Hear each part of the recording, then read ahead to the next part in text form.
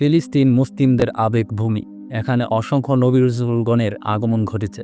পবিত্র কোরআনে ফিলিস্তিনের বাইতুল মোকাদ্দাস কেন্দ্রিক বিশাল ভূমিকে পবিত্র ভূমি হিসেবে আখ্যায়িত করা হয়েছে, যাকে হাদিসের ভাষায় শাম বলা হয়।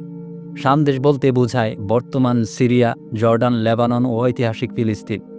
ফিলিস্তিনের বাইতুল মোকাদ্দাস থেকে প্রিয় নবীজি মেরাজ শুরু হয়েছিল। এছাড়াও বিভিন্ন কারণে ফিলিস্তিন মুসলমানদের ভালোবাসার জায়গা। দুঃখজনকভাবে মুসলমানরা দীর্ঘদিন ধরে সেখানে ইহুদিদের নির্যাতনের শিকার। মুসলমানদের রক্তে প্লাবিত হচ্ছে ফিলিস্তিনের গাজা অঞ্চল। বিশেষ করে অসহায় নারী শিশুদের অবস্থা খুবই শোচনীয়। কবে বন্ধ হবে এই বর্বরোচিত হামলা? কবে ফিলিস্তিন পাবে তাদের নিজস্ব ভূমি? আর কত মানুষের প্রাণ গেলে বিশ্ববাসীর ঘুম ভাঙবে? গাজার স্বাস্থ্য মন্ত্রণালয়ের তথ্য অনুযায়ী গত 14 মাস ব্যাপী অভিযানে গাজায় এ পর্যন্ত 45,129 জন নিহত এবং 1,07,338 জন আহত হয়েছে। এ পরিস্থিতিতে গাজার জনসংখ্যা প্রায় 6% কমে গেছে। এমনকি 2024 সালের জুন মাস পর্যন্ত গাজায় 500-রও বেশি স্বাস্থ্যকর্মী নিহত হয়েছে। নিজ নিজ অবস্থান থেকে আওয়াজ ওঠানো যে আপনারা এ বিষয়ে নিরপেক্ষতার ভান ধরে বসে থাকবেন না, বরং পরিপূর্ণ সাহায্যে এগিয়ে আসুন। শুধু মৌখিক বিবৃতি ও সমর্থনই যথেষ্ট নয়, বরং তাদের সর্বাত্মক সহযোগিতা করুন। মুসলিমদের একটি বড় অস্ত্র, যাকে আমরা উদাসীনতার কারণে অস্ত্র মনে করছি না, তা হলো দোয়া। আল্লাহ তাআলা সব কিছুর পরিকল্পনাকারী। এই সব অস্ত্র মিসাইল হোক, রকেট হোক, বোমা হোক, এগুলো কার হুকুমে পরিচালিত হয়? একমাত্র আল্লাহ তাআলা ছাড়া আর কে তার মধ্যে প্রভাব সৃষ্টি করে থাকে? মুসলিম সরকারের কাছে আল্লাহর বার্তা পৌঁছে দিন। কোরআনে কারীমের এই বাণী সব মুসলিম সরকার প্রধানের কাছে পৌঁছানো আবশ্যক।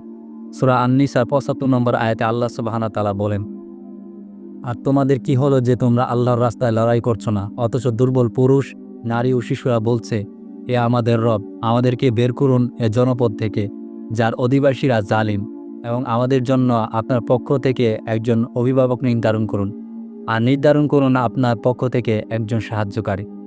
কোরআন কারীমের এই আয়াত বিশ্ব মুসলিমকে জোরদার আহ্বান করছে যে তোমরা কেন মজলুমের সাহায্যে এগিয়ে আসছো না। এই মুহূর্তে উক্ত আয়াতের প্রতিপাদন গাজার মুসলিমদের ক্ষেত্রে পূর্ণাঙ্গ প্রযোজ্য হয়।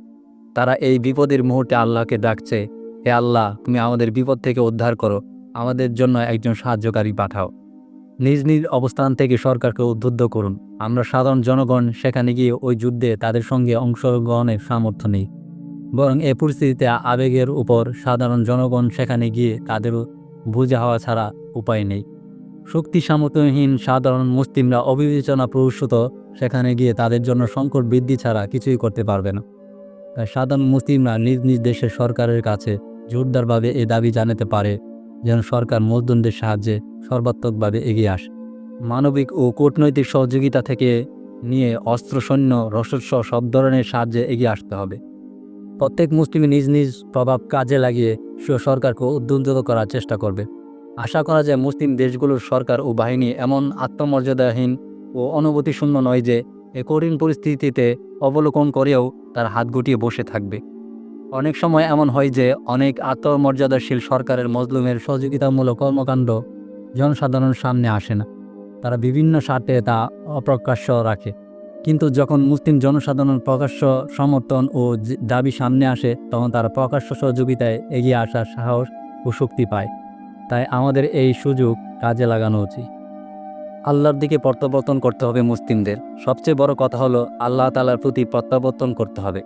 নিজেকে সংশোধন করে আল্লাহর দিকে ফিরতে হবে মুসলিমদের। এক্ষেত্রে তওবা খুবই গুরুত্বপূর্ণ আমল। পাশাপাশি নামাজের আগে পরে মজলুমের জন্য দোয়া করতে হবে। কোনো নামাজি যেন দোয়াবিহীন না যায়। প্রত্যেক মুসলিমের অবশ্য কর্তব্য হলো মজলুমের জন্য দোয়া করবে। ব্যক্তিগত ও সম্মিলিত উভয় পদ্ধতিতে দোয়া করা। ইমানদারদের জন্য দোয়া অনেক বড় হাতিয়ার। হাদিস শরীফে রাসূল সাল্লাল্লাহু আলাইহি ওয়াসাল্লাম ইরশাদ করেন, দোয়া হলো মুমিনের হাতিয়ার।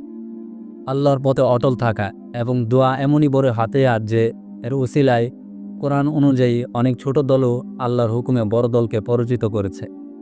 ইসরায়েলের অর্থনৈতিক কোনো উপকারে না আসা। এক্ষেত্রে খুব গুরুত্বপূর্ণ একটি পয়েন্ট হলো মুসলিমদের জন্য সকল ইসরায়েলি পণ্য বর্জন করা উচিত। বিশ্বের জনসংখ্যার 25% মুসলিম। সবাই যদি ইসরায়েলি পণ্য বর্জন করি, তা ইসরায়েলিদের জন্য অবশ্যই একটি ভালো শিক্ষা হবে। তারা মিডিয়াতে ফিলিস্তিনিদের উপর ইসরায়েলিদের নৃশংসতার কথা জোরালোভাবে প্রচার করার ব্যবস্থা করা। ইসরায়েলের সাথে কূটনৈতিক সম্পর্ক কঠোর করা। এক্ষেত্রে ইসরায়েলের দূতাবাস বা কনসুলেট থাকলে সেখানে ফিলিস্তিনিদের উপর ইসরায়েলি সরকারের নৃশংসতার বিরুদ্ধে রাষ্ট্রদূতকে চিঠি দিয়ে প্রতিবাদ জানানো যায়। আলহামদুলিল্লাহ, বিশ্বের মুসলিম সংখ্যাগরিষ্ঠ দেশের অনেকে ইতিমধ্যে ইসরায়েলের সাথে কূটনৈতিক সম্পর্ক ছিন্ন করেছে। দুর্ভাগ্যবশত কিছু মুসলিম দেশ আছে যারা সংখ্যাগরিষ্ঠ মুসলিম দেশ হয়েও এখনও কূটনৈতিক সম্পর্ক অব্যাহত রেখেছে। এ বিষয়ে যার যার অবস্থান থেকে কাজ করা উচিত। মুসলিম দেশগুলোকে একত্রিত করার চেষ্টা করুন। যেমন আল্লাহ সুবহানাহু ওয়া তাআলা সূরা আলী ইমরানের ১০৩ নম্বর আয়াতে আল্লাহ বলেছেন, আর তোমরা সকলে আল্লাহর রজ্জুকে দৃঢ়ভাবে ধারণ করো এবং বিভক্ত হয়েও না। আজকের পরিস্থিতিতে আপনি যে চিন্তাধারী হন না কেন, আপনি যে মাযহাবেরই হন না কেন, আপনি যে দেশেরই হন না কেন, ফিলিস্তিনিদের জন্য এবং মসজিদুল আকসার জন্য ঐক্যবদ্ধ হওয়া উচিত।